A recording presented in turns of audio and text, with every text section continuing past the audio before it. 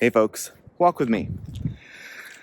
A question or a comment, I guess however you want to view it, came in, and the basic gist was like, it was long, but it boiled down to, I have these negative thoughts or negative emotions come in, and I try to abandon them, right? I try to let them pass, and distance myself from them.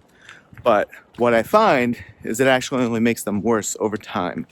They come back stronger, more frequently, sort of start to seemed to me like started to kind of overrun the person, right? Like bulldoze them. And I know that there's a lot that exists out there in the world of like meditation or like breathing. And there's this idea of like, let a thought come and then let it pass and let it go. I would actually think, especially if this is your experience, I would think doing something differently and letting go of the concept of this being like a meditative thing and take on a stance more in the mindfulness space.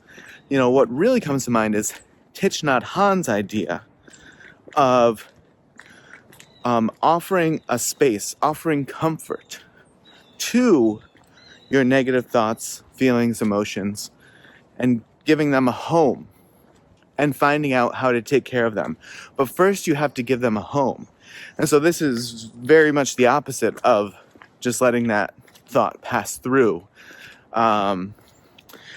He describes it like this. He says, if you have a mother who has a newborn baby and she's in the kitchen doing dishes and the baby starts crying from its crib, she will first go to the baby, right? And try to find out why the baby's crying. But she can't just immediately know why the baby's crying. And she knows that that's not the best way to approach the situation, is to just be there from a diagnostic perspective. She knows she has to go pick up the baby, comfort the baby, be close to the baby. And then she can start to figure out, does the baby need to be changed? Is it hungry? Does it have an upset stomach? So on and so forth. But you first must go to it, be with it, comfort it, and have some proximity, like stay in close contact with it. And I think that's the same concept with negative thoughts and emotions that you might feel like you can abandon or just let them pass through and pay them no mind. Especially if they are recurring, especially if they're recurring stronger. I think you need to treat this like a crying baby.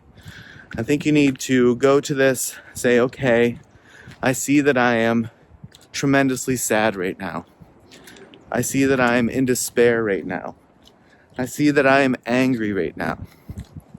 And I accept that despair. And I'm here to love and comfort it and find out why it's here. Find out why it has come to visit. Same thing with find out why the baby is crying.